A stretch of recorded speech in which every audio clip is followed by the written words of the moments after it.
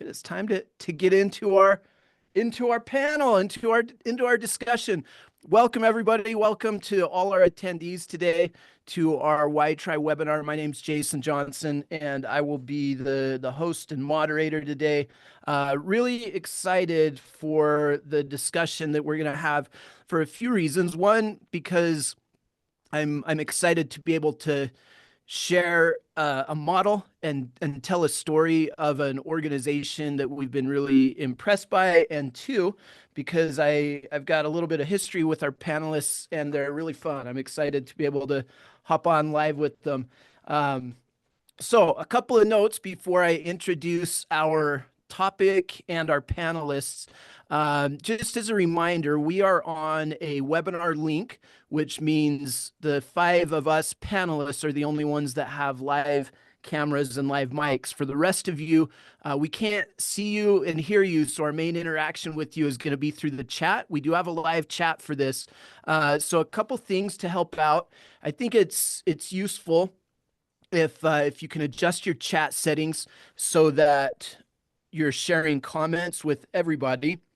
The way you do that is where you type in a message in the chat box. Right above that, it says to, and then there's a little drop down arrow where you can select who you're sharing your comments with. If you're willing to adjust that so it says to everyone, that will make it so that other people can see your comments. If it just says to hosts and panelists, then the panelists are the only one that can see the comment. So make that adjustment in the chat, and then after you have done that, let's have everybody type into the chat an emoji that describes how your week is going so far there in your respective organization position there within it.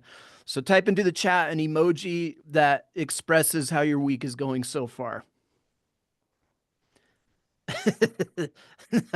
Nice. If there's some really nice Easter eggs in there, if you want to sort through and pick out some of our panelists emojis expressions, I think it might be a proper expression of their how they're feeling right now about being panelists. I love it. Okay, great job. Thank you, everybody. Thank you for doing that. So let me introduce our topic, and then I'll introduce our panelists, and then we'll kind of get into the conversation. Topically, what we want to do today is we're going to talk about resilience, and that really is our most common theme for these. I represent the Why-Try organization, and resilience has been our specialty for the last 2 decades. It's what's really remained the center point of our approach. We teach a model of resilience. We have a resilience toolkit that teaches the skills and sources of resilience. And as we've built out our network and kind of established ourselves over the last 20 years, resilience has always been at the center point. So these webinars have become a really great place to explore how resilience intersects with a lot of the other things that we do in education. And so today I'm really excited. This is one of my favorite things that I get to do. We discuss and dig into a lot of topics on these webinars, but one of my favorite things we get to do is when we get to highlight organizations that we really consider to be exceptional in the work that they do around building resilience for both student and staff. And so today, that's what we're going to do. We're going to highlight, we've got representatives from our friends from the Tulare County Office of Education in California who have been an exceptional model of resilience that we've been able to collaborate with quite a bit. And so I want to give them the opportunity today to share a little bit about what their approach looks like, and hopefully give all of our attendees a look at how things can be done and see how that has influenced resilience there locally in the work that they're doing. So to do that, let me introduce our panelists. We have Bob Mayo, Bob is the administrator for the Choices program at the Tulare County Office of Education. Bob spent his professional career working with students in multiple facets of education. Prior to his role with the Choices program now, Bob's been a high school chemistry teacher, assistant principal of activities, finance, supervision, curriculum instruction, etc. Got an extensive career in education and has been just an absolute delight to work with on the Tulare team. Welcome, Bob. Thank you. Thank you. Next, we've got Renee Solis. Renee is the program facilitator with the Choices Prevention Programs for Tulare County Office of Education. He's dedicated over 20 years to education, specializing in mental health, suicide prevention, social emotional learning for children and adolescents. Much of his work has focused on supporting underprivileged youth, addressing the unique challenges they face, and ensuring that they have access to critical resources and emotional support.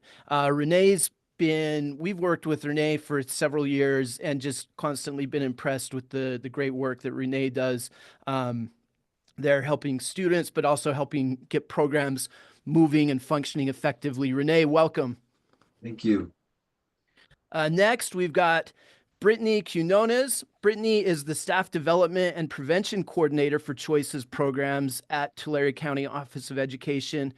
Brittany is beyond being an educator. Brittany is also married, a mom, but ultimately an educator at at heart, excuse me. She has extensive experience, 6 years teaching in the classroom, returned to earn her administrative services credential, and then over 10 years in education experience in the classroom, admin, etc. And Brittany, I met you, I think, a year ago, maybe a year and a half ago, and was just immediately impressed as well. You were able to fit in with your colleagues here, but you've brought a really great, I think, a really great perspective around things like fidelity and program administration, et cetera. Excited to hear from you as well. Welcome, Brittany. Thank you for having me. Last but not least, we've got Mr. Jeff Lynch. Jeff is the project coordinator, has over 20 years experience in education, specializing in working in prevention and education. Jeff previously worked at Visalia Unified and for Kings County Office of Education, has a passion for helping young people be educated with the dangers of drugs, alcohol, and tobacco, dedicated to helping young people, and then in his free time enjoys all the good stuff, playing outdoors, coaching sports, etc. Jeff, I think you were my first point of contact with Tulare County, and just thrilled to have you on live. Welcome, Jeff. Thanks for having us, Jason. All right, and then I am Jason Johnson. My background is I come from the world of public education, where I worked as a school psychologist for Alpine School District here in the state of Utah, which is where our organization is headquartered. I've been with the YTRI organization now for about 8 years, where I'm the director of training and research. And this, I think, is one of my very favorite things that I get to do. So with that, let's jump right into the discussion. I want to just kind of set the foundation for our discussion today just by getting initial thoughts from our panelists around the topic of resilience and the importance of supporting resilience, and what impacts it has where we see either the presence of resilience or the absence of resilience in both students and staff.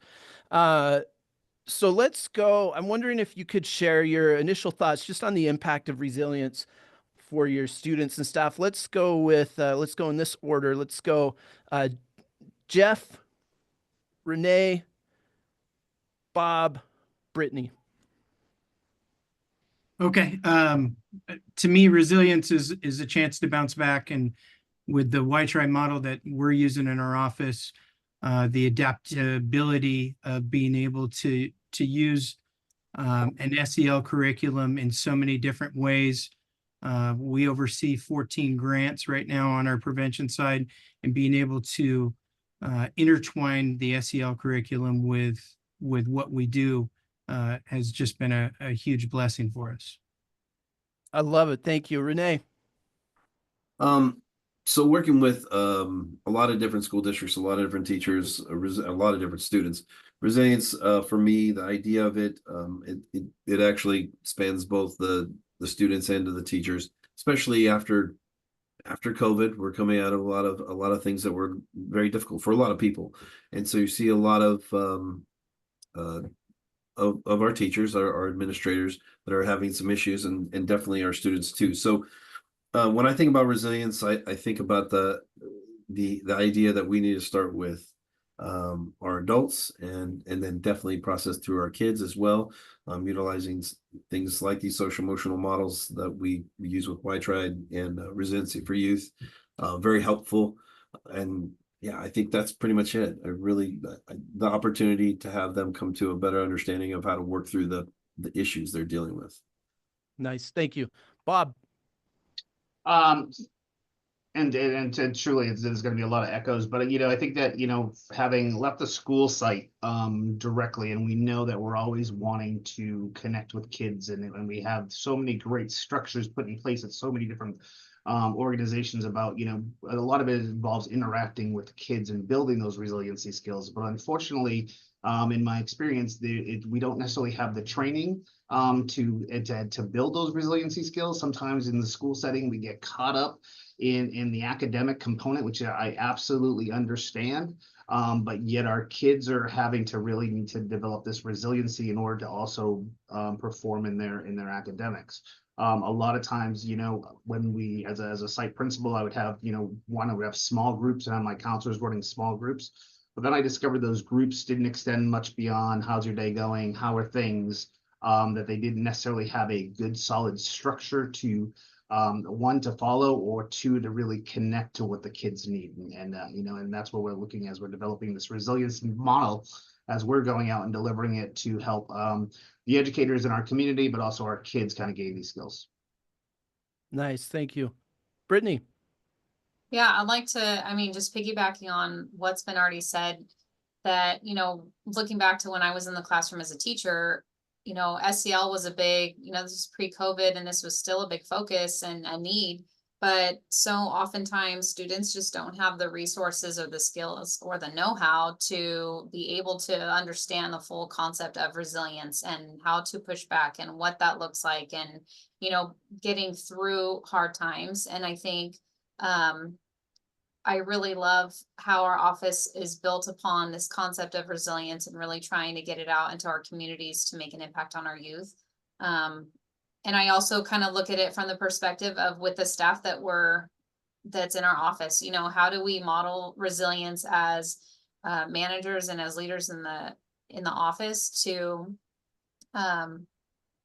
explain and get resilience in that concept to our staff as well, so that they can model it while they're out, not just teaching lessons on it, but actually modeling and living the resilient lifestyle. I love it. I think one of the through lines in your comments that I really appreciate has been the importance of kind of understanding it and living it yourselves, which I think is really critical if we're going to lean into the modeling aspect of teaching, whether that's academics, behavior, but even the social and the emotional concepts. We have to have a good understanding and be able to model that. One of the things that I see happen sometimes in education is certain subjects will kind of become momentarily popular, and a lot of people talk about them, and it takes on kind of like almost like a pop psychology element. I always worry that can happen to resilience, because I've seen in doing this for 8 years, I've seen resilience kind of move towards the forefront of people's enthusiastic approach, and then maybe take a back seat at times. But for me, I've always been really passionate about trying to do this in a logical and a practical way. And that's one of the things I'm excited to be able to highlight with you all, is I think you've been able to do that in a really useful way. And part of what's impressed me with your approach is I feel like you all have done a really fantastic job of simultaneously maintaining a good balance of like a macro big picture focus, how do we put a system in place that will support this? How do we organize the things that support this, that drive this, but then also you've never lost sight of the individual, the micro focus as well, where it's like, how do we ensure that these concepts are being broken down into practical, smaller skills that are being taught effectively in one-on-one settings? And it's always at the end of the day about the kiddos, about the individual students for you. So I thought one thing that would be helpful to kind of paint that picture for people that are attending to hear is if maybe you could share a little bit about what your role is within the organization and how your role allows you specifically to help with that initiative around resilience, either at a big picture level or at a smaller individual level, or a little bit of both if your role allows you for that. Let's go in this order. Let's start with Bob. Let's go Bob, Jeff, Brittany, and then Renee. Sure. So to kind of give you a little background, so Tulare County, central part of California, population of 500,000 probably, but probably an 85% socioeconomically disadvantaged level. So a lot of our community is impoverished, and we also have a high number of English language learners throughout a lot of our schools. Certainly our schools are really focused on there's that academic, forefront, but as I was saying previously, a lot of times what the teachers are saying is that, we really just need grit. And how do we teach grit? I think is the common term that's used. So my role here in Choices is, so I'm the administrator. So Choices is a program that we have out of our county office, that we have two sides, an after school side, and then what these folks are all working on, which is our prevention intervention education side, where we go out to schools and we provide these different trainings for both students and for staff. A lot of times what we do is we organize it to deal with the MTSS structure, where we're looking at tier 1 delivery. And so we have certain schools that we provide tier 1 delivery, so all students are hearing the same types of messages. We do that in different formats. We also have additional grants that work with tier 2 kiddos, and that we've had the schools identify to specifically work in small groups to build these resiliency skills. And then we work directly also with our court and community school and our juvenile detention facility students. And these would be our tier 3 kiddos that most situations have failed, and they haven't understood how to make those right choices because of different pressures that they have, both growing up in their home life, in their communities. And so we're hoping to create that intervention at that point to help them guide and make the correct choices. And so that's a lot of the work. And then, my team is the one that really works directly with the kids and the training and training our staff and training individual staff and working with students. Nice. I love it. Thank you, Jeff. So my role has changed and evolved over the years since I first met Jason and the team. Originally, I was going out and doing direct service with YTRI. After Renee had mentioned it to me, he'd been to a conference, and we found a way to write it into a grant. And since then, we've continued to do that. And each grant's a little bit different, what the requirements are. We try to see where YTRI can fit into that, and then essentially get the right people in the right spots. As Bob mentioned, we use an MTSS structure. Some of our schools that we're working with, we do a phase in, phase out model where our staff member will actually go out, provide it the first year, second year team teach it, and then year 3 phase out of that model, and then just be strictly TA when they need help. So in my role is ensuring that the right people are in the right spots, and then ensuring that we continue to have funding to keep doing things.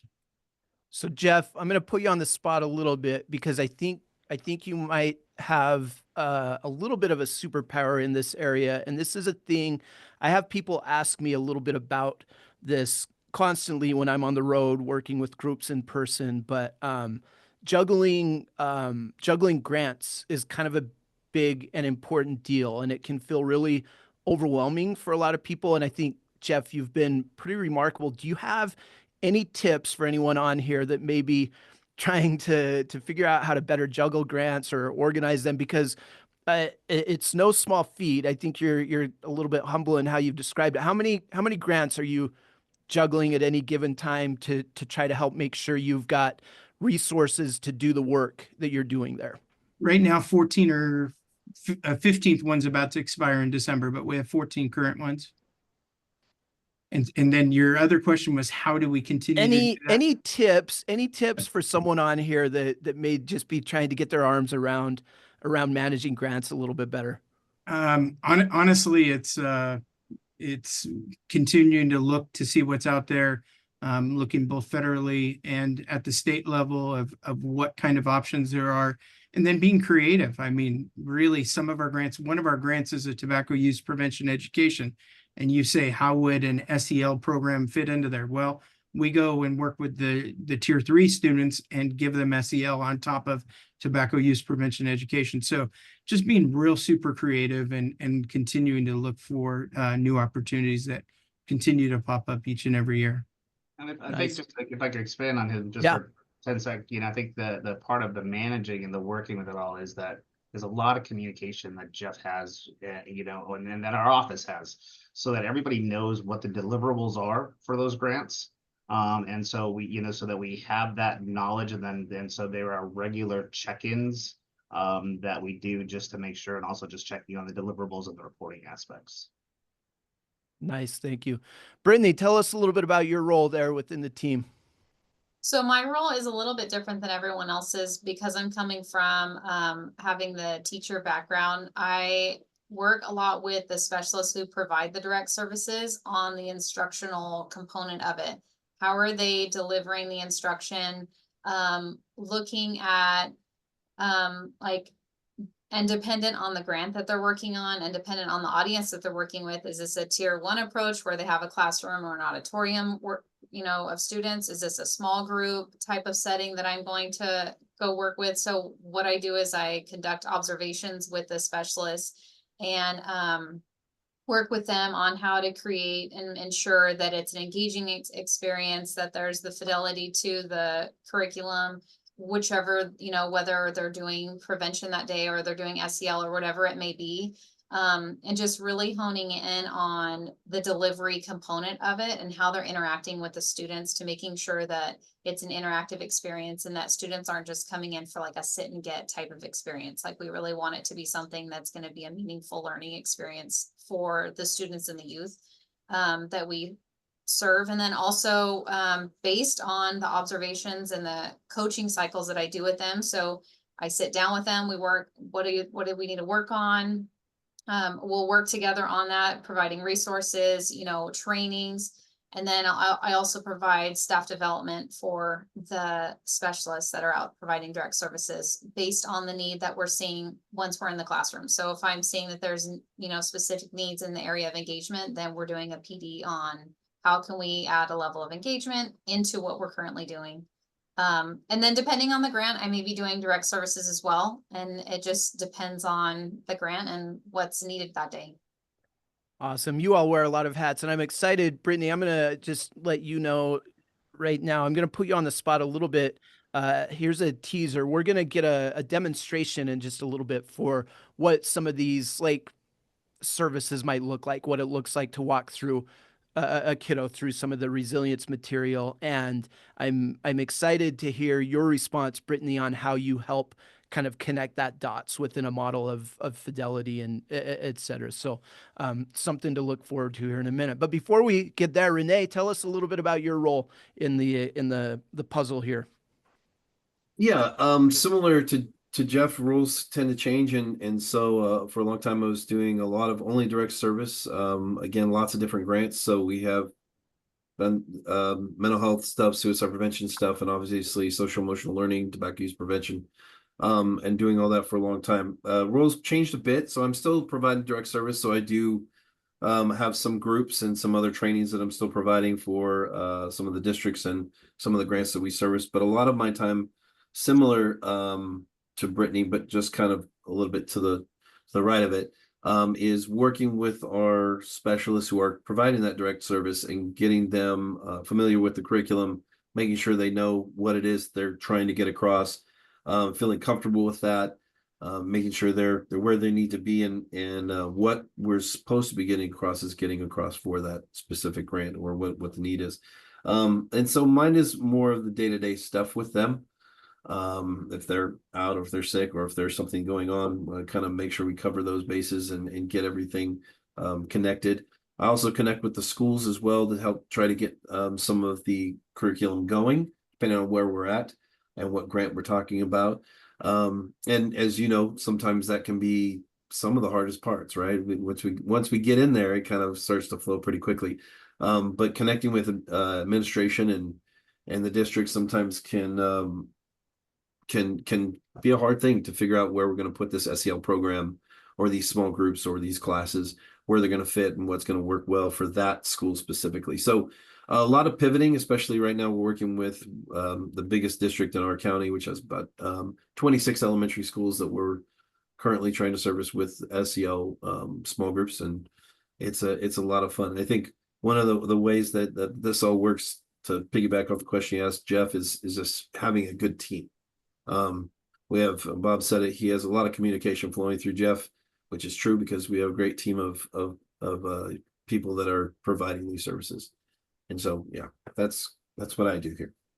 Jason, I think a key point is that most of our staff that delivers direct instruction, they are not classically trained teachers. And so that's really what falls into Brittany and Renee's wheelhouse, with Renee really doing the fidelity of what the lesson is, and Brittany doing the technical aspects of providing good instruction. Awesome. Thank you. That's really interesting insight.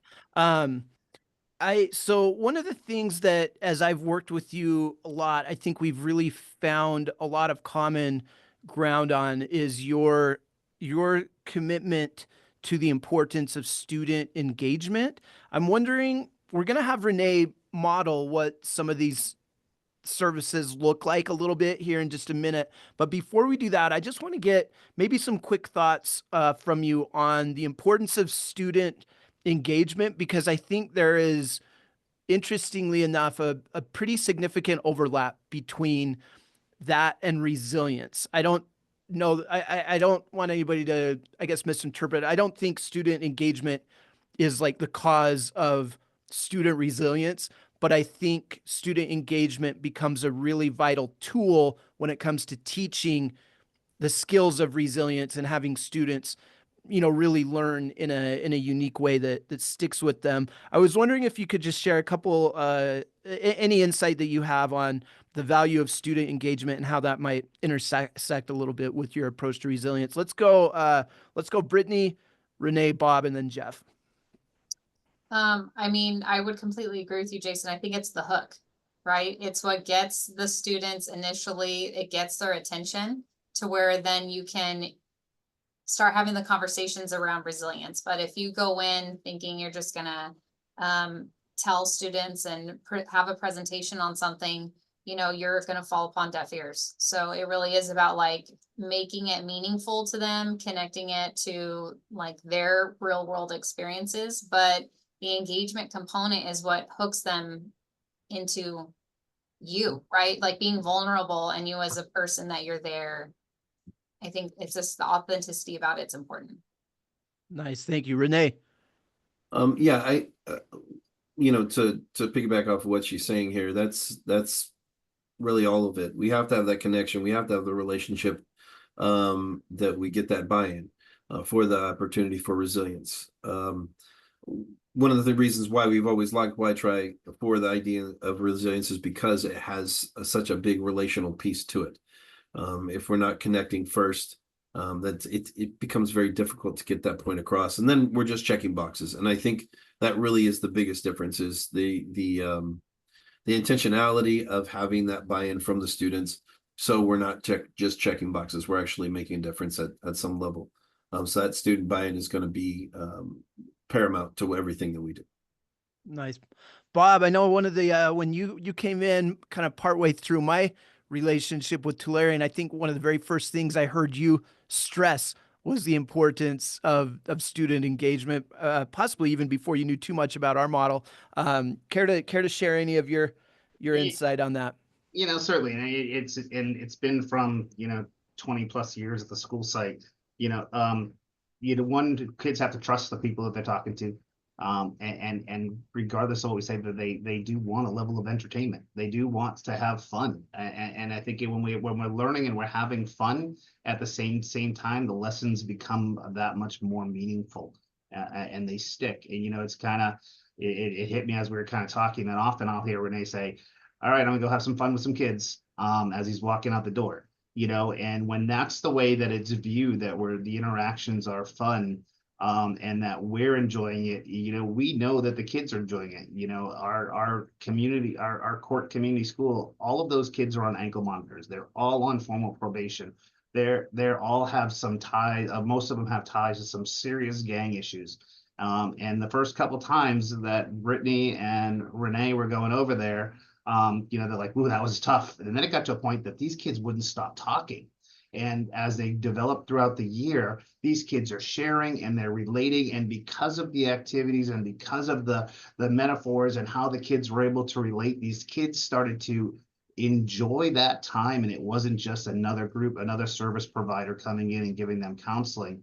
This was time that, and we see that impact when a couple of these kiddos have gone back to their regular school and they run up and they saw Brittany at school and they gave her a hug and like, "We're so glad to see you." And these are kids that typically stay away from adults. So it is, we make that connection. So you're telling me that when Renee is getting ready to go teach a lesson, work with students, the way he describes it, he says, "I'm ready. I'm going to go have some fun with some kids." This is incredible. Like that is such a simple, but I think really powerfully poignant, acknowledgement of what's at the heart of the approach there. Jeff, round us out. Give us some of your perspective on student engagement. Well, they kind of took most everything I probably would have said, but the thing that I will add is generally when we go in, we're coming in as a guest teacher. And so coming in as a guest teacher to somebody's classroom, I don't want to waste the classroom teacher's time. I want my time in there to be valuable, and being able to make a relationship in a short amount of time with young people is not always the easiest thing to do. But because of the engagement that is involved with YTRI, it's just made things so much easier, nicer, smoother, whatever you want to call it, to the point of where now these teachers that I've gone into their classrooms, they want to use the same program. They want to get trained in it so they can start using it as part of their everyday curriculum to connect better with their kiddos. And the one thing about a lot of the engagement pieces that we use is they're competitive. And almost everybody I've ever met in my life is competitive. I know our group right here is super competitive. We talk trash to each other in a good way, but we want to be better every day. And you know what? When you go do one of the activities with kids, they want to beat you. They want to beat their peers, and it helps break down some barriers. So it's really awesome to see. I should probably let the people know that Jeff has been a head coach, a high school coach for some time. You can hear that come through. But it's one of the things that's most fun whenever I'm around you all is witnessing. It's a very friendly level of competition where you really are pushing each other, and it makes it fun. It makes it light. Where sometimes you're in the presence of really significant and complex stuff. So. Awesome.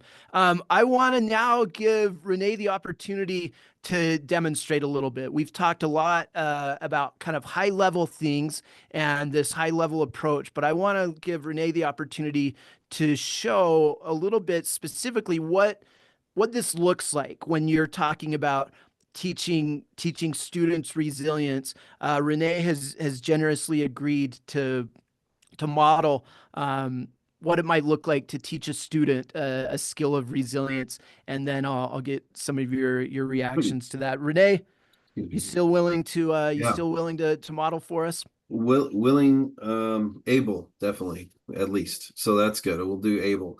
So when we do any of these different lessons, obviously where we're going really matters, and so it can change. One of the things that I've learned how to do over the years is become a pivoter, right? So we have to pivot. If you've run small groups of any kind anywhere, You know, sometimes you're going to be in a classroom, which is awesome. You have lots of room. Other times you're going to be in a office, and so there's not that much room, and sometimes a conference room. So it doesn't matter really where you go, but we have to be prepared to bring that same kind of idea. So when I have like a PowerPoint, which I'm going to show you here in just a second, it looks a little chaotic because I have a lot of preparation for a lot of different things, depending on where we're going to go, because changing it every time is a little bit difficult. Sometimes you just need to go. And so you get prepared. One of the things that's really funny, I'll walk on campus and we have a lot of the things that we do with YTRI is activity based, obviously. And I have a backpack full of junk that is for YTRI, the YTRI curriculum. And I'm not kidding, this happens at least once a month. A teacher will grab me and they know I have it. And then, can you do something? My class is acting. Can we just get you to do a little activity real quick? And so I get pulled into a classroom and I'll just do this. So I'm a pivoter. All right. So wherever we're going to go, we pivot. So when I have this PowerPoint that I'm going to show you, which I'm just going to go through the first lesson of YTRI, which is Reality Ride. The way I map it is really a little bit different sometimes. And again, mostly for the sake of understanding that it's the very first time we're meeting, and it's the time that we have to get that buy-in and that connection. And again, depending on who the students are that we're going to and where that is, it can change a little bit. You know, we do YTRI at the elementary level, but a lot of junior high and high school as well. You talked about Mid-County, where it's our court school. Last year, I had the opportunity to go into our juvenile detention facility and do YTRI there, but that's going to look a lot different. The technology and what I'm allowed to bring in is very different. So had to pivot. So I'm going to share this slide with you, and hopefully everything will work well, as it tends to not, but that's okay. All right. Are you seeing my notes, or are you See your notes? Great. Well, let's flip that then. How about now? There you go. There we go. Perfect. All right. Oops. So sometimes this works great, sometimes it doesn't. Okay. So this is my first slide for and I've lost the ability to see all of you, so I apologize. Cannot see if you're going to see anything. Just make sure you're loud about it. Oh, there you are. Okay, found you again. This is the very first slide. I just kind of want to usually promo what's going on. We have a little conversation. Now, if I'm going to have a conversation, I usually like to have some type of activity first. Now, we were discussing this before. Our entire staff has embraced this really fun game of 15 pencils. Now, this is a great game. I can't go through it all right now, but basically this game is going to give you an opportunity to show some of those some of that competitiveness. This one can start them off not liking you very much, because usually we learn to win it and they don't know how yet. However, it keeps them interested.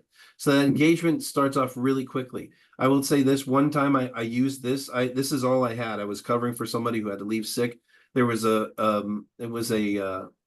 gym full of about 50 junior high kids, and I kept them busy with this for about 35 minutes. Just playing this over and over and over. It was a lot of fun. So you have this in the YTRI curriculum. It is a lot of fun. I don't know if we have time to just kind of explain it, but we'll move on. Yes, Jason? Yeah, I think you do. I think you do if you want. All right. So, well, I'm not going to play it with anybody because everybody on here, at least on my... You want me to play, Renee? But I'll pretend that I don't know. It's okay. I'll just explain the rules really quickly. So basically, because I know that you'll lose on purpose, and then I'll make me feel like I'm not winning and I want to win. So we have 15 pencils. You take 1, 2, or 3 pencils at a time. Whoever ends up with the very last pencil loses, right? So if I take 2 pencils, they take 2 pencils, I take 2 pencils, then they take 2, and then I take 2, and then there's 4, 5 left. They're going to take 2 again, and I'm going to take 2. They lose. That's the way it works. It's a lot of fun. So it goes over and over and over. But again, this is less about this game and more about the idea that I just want to draw them in with having some fun. We're going to talk about this because it's going to evoke a lot of emotion. And so right away, we have an opportunity to process some of the things that they're already going through with their competition, right? Some of us are really good at not always winning, and some of us are not. And so we have that opportunity. Now, Well, let me back up for a moment. Sorry to interject. Renee wins this game all the time, and that's what he tells the kids, and that's what drives the kids crazy. Oh, is that absolutely. He'll even brag to them and Yeah. tell them on their first move, you've already lost. And Right. so that frustration that he creates by his friendly trash talk, and they lose every single time. Right. It aids to this, and it builds up that trash. It builds up that stress that the kids have, which then opens the door for his conversations. Now, I'm not going to say that I'm really good at that, but I will say this is, You're good. and you have to learn how to be a little bit arrogant and still be likable. And that's the problem, because if you do this at the beginning and they hate you afterwards, that's not helpful for the rest of your group.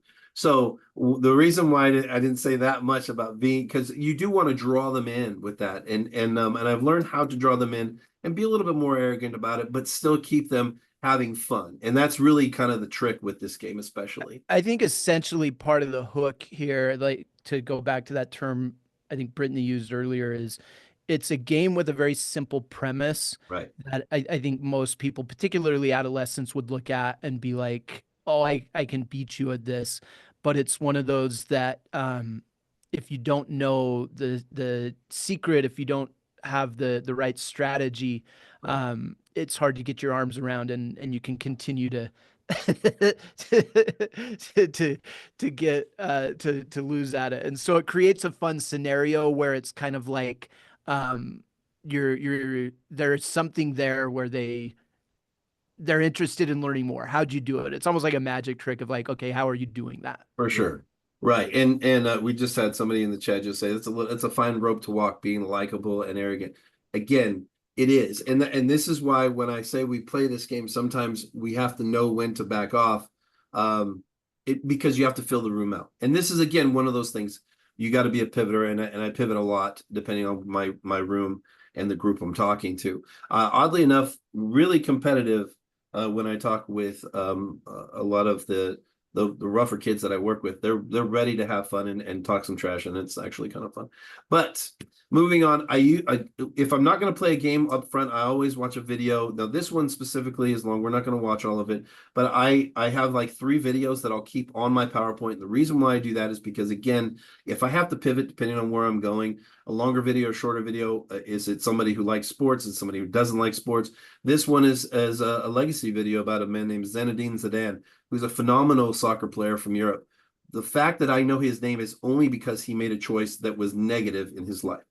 That's what the video is about. And so when we talk about the first conversation of Why Try and about resiliency, sometimes people make really bad choices that are going to affect a big part of their life. And so this one is a phenomenal video of that. It's going to go on the click. We're going to get past it. Just kind of want to show you a few more. This one is on the Why Try website, and this is the emotional. This is Kevin Hart's emotional roller coaster. That one has always been a fun one for the kids to see, and just seeing somebody understand what it means to be very fearful of going on these roller coaster rides, and kind of setting up the idea of something that's fun that might be scary, and you make choices, and depending on how you're feeling in those moments. Again, not going to watch it, but last one.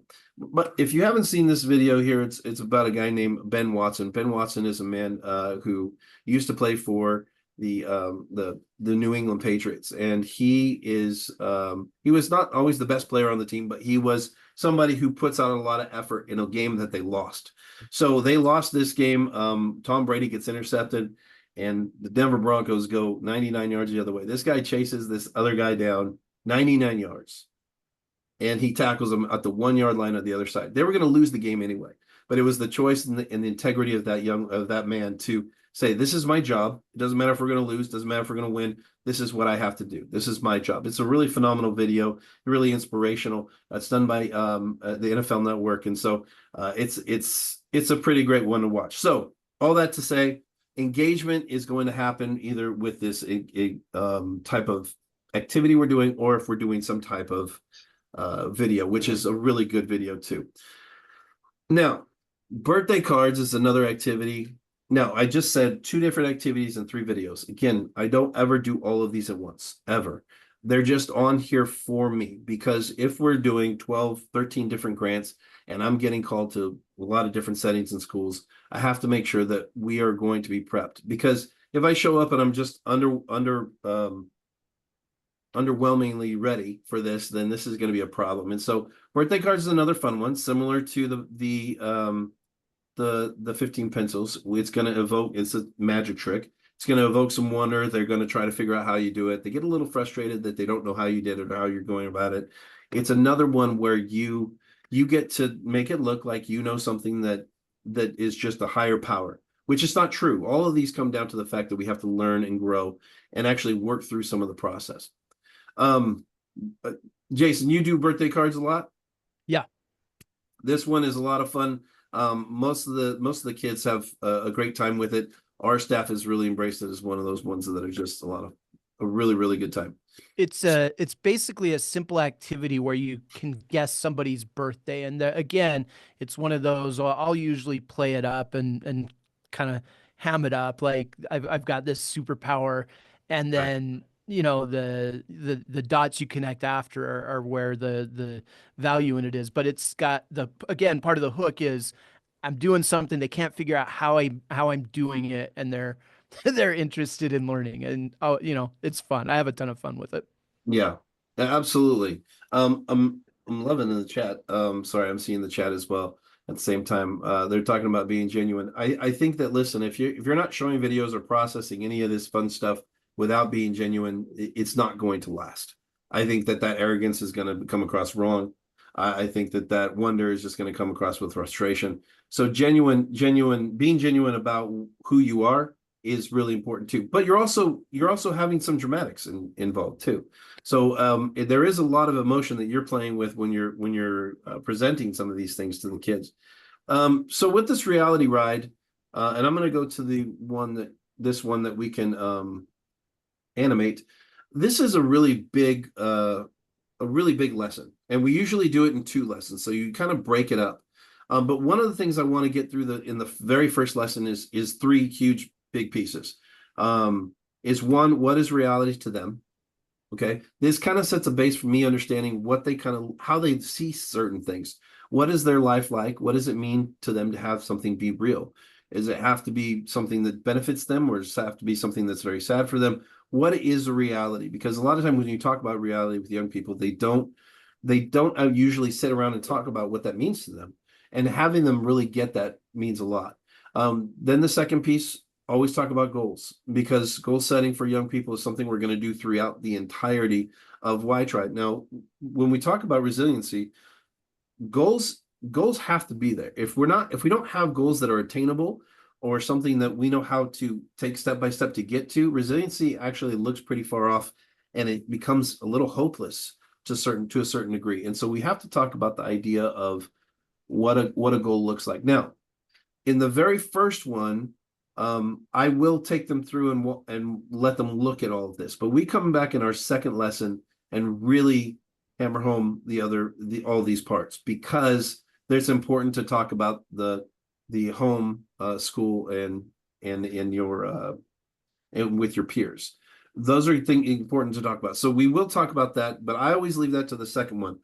The things that I like to focus on, again, reality, goals, and then I skip to this one down here. It says, who can support you? See the beam at the bottom? Now, one of the things I love about the reality ride is it actually, it kind of encompasses almost all of the other lessons to come. And so you're starting to see a lot of the little bits and pieces that we're going to be working with as we go. But right away, I have to have them know that is there support in their life. And then we talk about the support that I'm going to bring to this conversation and to this group. And this is why one of the things that we've been talking a lot about with our specialists is the idea of not missing groups. We're not going to miss groups. One of the things that we understand with resiliency is the instability that students feel in their life because they don't have a lot of stable relationships with adults. And so if I have a group where I'm missing this week and I'm going to come this week and I'm going to maybe miss 2 weeks in a row, it really is going to affect what kind of relationship you're going to have with those kids. And so we know that, again, serving 12 different grants and 50 different schools, that we can't be inconsistent. And if we are inconsistent, what we're going to be end up doing is that lesson, or not a lesson, but that group or that class is just going to be more checking a box than actually trying to make a difference, because we haven't established that baseline. So we talk about who you can support, and the very last thing that I always make sure that we talk about in this lesson is the sign at the end of the road here: the opportunity, freedom, and self-respect. When I went into the juvenile detention center, that probably hit harder than anything we talked about, and we talked about the very first day, and then we talked about it the second day and the third day, and every day we came in, we always mentioned the opportunity, freedom, and self-respect, because that was the ultimate goals we're looking to get at. They are not in a place, they weren't always in a place where they felt it was an interesting conversation to talk to young kids who were incarcerated about the idea of freedom, because they love the idea of freedom. They wanted it, and they actually thought it was attainable, but we had to understand that there was a track that had to get to that place. Opportunities and self-respect. All three of those are phenomenal focal points for every single lesson that we're going to be going through. So even when we're talking about defense mechanisms, what are some of the choices with defense mechanisms in the next lesson that we can focus on with opportunity, freedom, and self-respect? What is something when we're talking about climbing out, when we're trying to get out of the places that we're in, or talking about labels?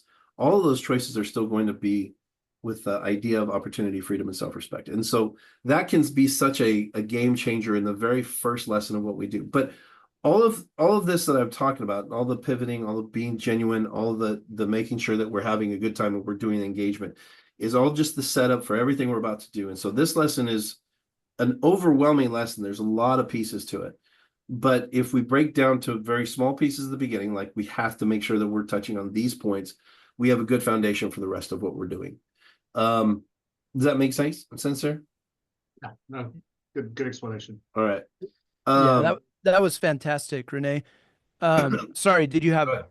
No, I mean, so that's basically, I mean, that was the very obviously a lot of words, but the short version of what we do here with the reality ride. And knowing when we get in there, we're gonna have to do this in a lot of different ways. Because I will say this, having technology is great, but I'm sure that there's some people that are listening now that go in and there's no TV, there's no projector. And so we actually print these out and we'll write some of this stuff in, because we'll laminate the page, or we'll get printouts and we'll hand them to the students and let them fill it out as we go as well. But we have to be able to pivot in a way that's going to still bring all of these engagement pieces. The activity doesn't always have to be a video, but it can be a journal piece. Actually, one of the things I keep on here is our journal piece. So I will have them write. And one of the things I will do sometimes too, which actually has been very effective, is sometimes I'll move this journal piece if I have a group that doesn't like to converse. They like to engage, but they don't like to talk a lot. I'll move this journal piece to the very front. And that way, when we kind of get to the stuff we're going to be talking about, they've already written answers for the questions we're going to be talking about later. So I can just have them share some of the journal pieces that they've written in already before. And so it's very helpful for kids who don't want to talk. They've already answered some of the questions for what we're gonna be getting to. And so I'll just ask them, what was something you wrote for number 1 or number 2? And they have a good understanding of that by that point. So again, you might not always have the opportunity for the technology, but we do need to be prepared to pivot to something that keeps the engagement pieces going, so we can make sure we have that. All right.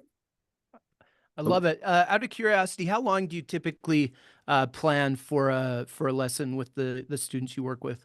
How long do we prep, or how long do we want to have that thing go? How long do you typically target to try to spend with the student, like for a single lesson or session? Again, that's going to really depend on the grant that we're working with and how much we're given, but we usually like to have anywhere from 35 to 45 minutes. Nice. At least. So back to that organization piece. All right, Brittany, now's the part. I told you I was going to put you on the spot. Brittany, Renee just talked about being fun, being entertaining, playing a game, showing a video, and talking about roller coasters. This all seems fun and lighthearted. One of the things I have really appreciated that you've brought to the table, Brittany, is you are really good at not losing track of the greater purpose and being able to simplify it down to specifics. Help us connect the dots. How do you take something like what Renee just demonstrated and connect that to a specific purpose to make it so that it goes beyond just spending time and playing games? So I kind of look at it in a variety of ways. So when I'm going in and I'm watching a lesson, I'm taking a variety of data from that. So I'm taking like, what's my perspective and thoughts on it, but I'm also taking data like to hold the fidelity of the model of like, what is the engagement piece? What was the engagement piece that was used? How did it go over? How many students are actively engaging within that activity out of the total amount of students in the classroom? You know, like I'm taking all that data in when they're having conversations, and like, so Renee mentioned the video or the activity, the bigger than that is the processing questions that come after. So then how's this person prompting how are they prompting the responses? Is it just open-ended? Are we calling on volunteers? Are we having group discussions, partner talk? How are we journaling and then reaching out? Like, so I'm looking at how all of the specialists are doing all that. How many times did they ask questions? How many students responded? Because looking at the big picture of, if we're going in and engagement is such a huge piece, and then I walk away from the lesson and, maybe only the same 3 kids answered the same questions every time, looking at, okay, how do we spin that? Now, next time when you go in there, what's a different way? What's a different strategy that you could be asking and prompting questions to get more students engaged or to further the discussion? I think one of the biggest parts of that we work with our specialists on with this is you can't be afraid of the discussions. So like sometimes specialists are, they're kind of afraid or hesitant to ask some of the questions because they don't know how students are going to respond. Like, how do I contain that, or how do I redirect if they say something that is deep, right, that they're not ready to respond to? And so I think it's like that, going back to that piece of being vulnerable and authentic, that you can have a conversation. It's okay, because that's the whole point of why they're there, is to have these tough conversations. Like, resilience isn't surface level. Specialists have to be willing to go there and be able to, okay, how do we bring it back when it's an appropriate time to kind of redirect the conversation, but allowing students to go there sometimes with conversations. And it's just, how do we do that in an effective way? So I go in with taking a lot of data and then having a lot of conversations afterwards with all of it. Really, really wise. So you're measuring engagement and you're even then vetting responses compared to what the key concepts are that you've already identified, and making sure that those connections are being made. I love it. Like, I've got the the data nerd in me that was a great school psych has goosebumps right now. Like, this is it. We're gonna go. Hopefully it's okay with everyone. We're probably going to go about 5 to 7 minutes beyond the hour. I want to get a couple reactions. Bob, I want to hear from you first on just what impact you have observed in applying this model there for either your students or your staff. What impact has it had on your organization there? And then Jeff, I want to put you on the spot. You shared with me a story the other day that I thought was really inspiring. I was wondering if you'd be willing to maybe share a little bit about that, because I think it highlights, what we're really trying to do when we're teaching resilience in a pretty remarkable way. But Bob, let's hear from you first. Yeah, I think it's similar to how we started, and how I started, is that there's so many times that we know in schools that they want to build this resilience, but they don't necessarily know how to. That they don't necessarily have the skills, or they think that they're teaching life lessons by making sure kids are turning in homework on time, or that they're doing those components, but that's really not the resiliency, and that's not doing anything but just doing compliance. And so when we're hitting these areas and kind of and taking that step back, and I guess the great thing that we're seeing is that we see bits and pieces of it starting to be used in regular instruction. We know that we've started it with, in just small components of building some resiliency components within our 2P education, which is purely a tobacco prevention education lesson, which is a very scripted curriculum that we use, but we've learned how to embed different things to make it engaging for the kids, but also to blend in some resilient styles. As we have school districts coming on, and they're starting to say and ask for trainings and tech support on and technical assistance on these things, because they're implementing it, because that tells us that it's hitting a wider variety and a greater audience, and they're finding the effectiveness of it. And I think that's the, and I've said this to you, that in my time in education, I've seen many programs come through, but this is the skills and what we're using through YTRI specifically is targeted to meet that need of resiliency and building resilience with our kiddos.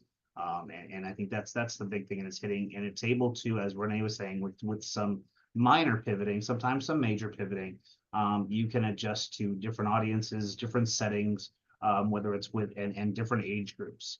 And so it's really, and I think that here we have a very diverse population within our county, and it still can be implemented there. I love it. So good. Jeff, help us take this from hypotheticals to turn this real for us. Tell us a little bit about this recent experience you had. So yeah, as Bob had mentioned earlier, we work with kids that have been expelled and are in trouble with the law. We had 2 last year that at the beginning of the year weren't very interactive whatsoever. They went through YTRI with Renee and Brittany, and they've both been reinstated to their regular schools. So they're going from a population of 7 to 12 kids a day to schools with over 1,500 kids. The beautiful thing is at both of these sites, 2-3 weeks ago, Brittany and I walked onto a site, and one of the young men that was in the program came up to talk to us. He's thriving. He's on the honor roll now. I found out today because I coach basketball. One of my friends is the basketball coach there. He's trying out for the basketball team. This is stuff this kid would never imagine doing before, with his trouble with the law and being expelled from school. And then last Friday, we ran into another one that had gone through similar issues at an even younger age. He's a freshman now in high school, and he's actually trying out for his basketball team. This is responding, being resilient, bouncing back, and just heartwarming stories. That those are just 2 small examples from the start of this year. I love it. Thank you for sharing. And I think that puts a really nice bookend on the discussion as to why resilience matters. We all have our academic goals, and we all have the boxes we have to check as educators. We have to make sure we do this. We have to make sure we hit these standards. We have to make sure these things are being taught. But resilience impacts all of those. Kiddos cannot thrive if they don't have resilience. And so all of those things you described as evidence of thriving, whether it's honor roll, whether it's just re-engagement back into a traditional school, whether it's trying out for a sports team or participating in a club, that's the evidence in a small part that a kiddo is thriving. But if they're thriving, that is an indication that the resilience is there. And the big thing that impacts all of us as educators is students are going to struggle academically as well if the resilience isn't there. They'll give up, they'll quit, they'll stop showing up, they'll run away, they'll make it difficult for others to learn, whatever that may be. And so that resilience has really dramatic impacts. So I love that you were willing to share some of those stories. Hey, this has been super fun. We're out of time, but I do want to give you all one more opportunity to respond.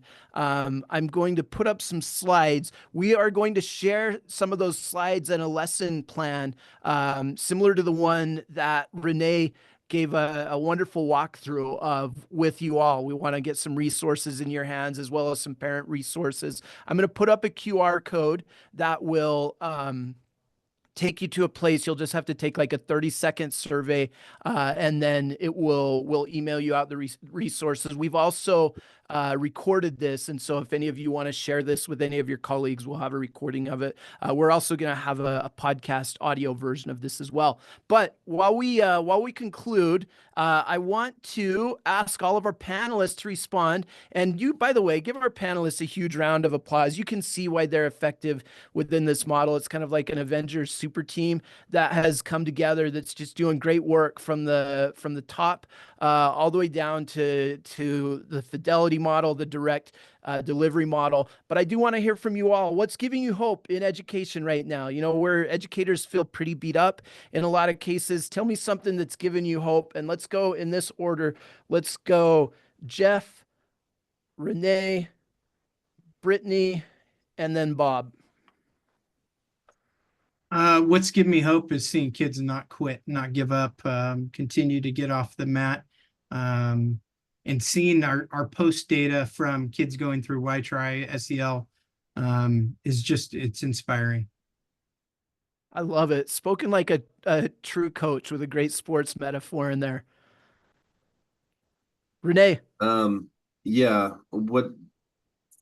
yeah, similar to what Jeff said, watching these kids grab a hold of it. I also have a lot of hope in what our teachers bring to the table and our educators. I think there's a lot of things that they go through as well, but watching them push through and really still having the passion for our young people as well.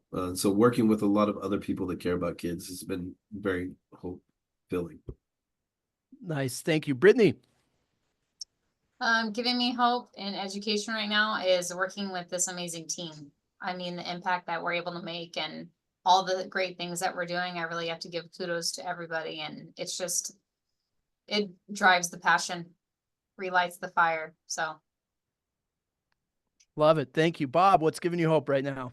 You know, it gives me hope and because we interact with kids so often, and I think it's just knowing that as crazy as sometimes social media or everything may sound, kids are still kids. And kids are still eager to learn. And so perhaps we have to, reach them in a different way. But the kids are still kids and they still want to make the right decisions. They just need a little bit more guidance. And so I that still continues each day. It gives me hope and being here and seeing, everybody from around the world here looking to truly gain a little bit more information to improve the lives of our youth and tomorrow's society. That's what gives me hope. So thank you. I love it. Thank you. I will, I'll answer my own question as well. The easy answer is all of you, but I really do mean it. We're going to put up one of the slides that'll rotate through here in just a minute, has email addresses of our panelists today. And I get the luxury of being able to train throughout the country. And then in a virtual setting, I train people globally and great educators and mental health providers' willingness to collaborate and share and try to help one another be better and even help one another kind of fight their own local battles there and be resilient gives me a lot of hope. I've got a lot of hope for the future of education. I've got a lot of hope for the young people that are coming up, young educators. Give me hope. They've got great energy, great enthusiasm, and I love learning from them as well.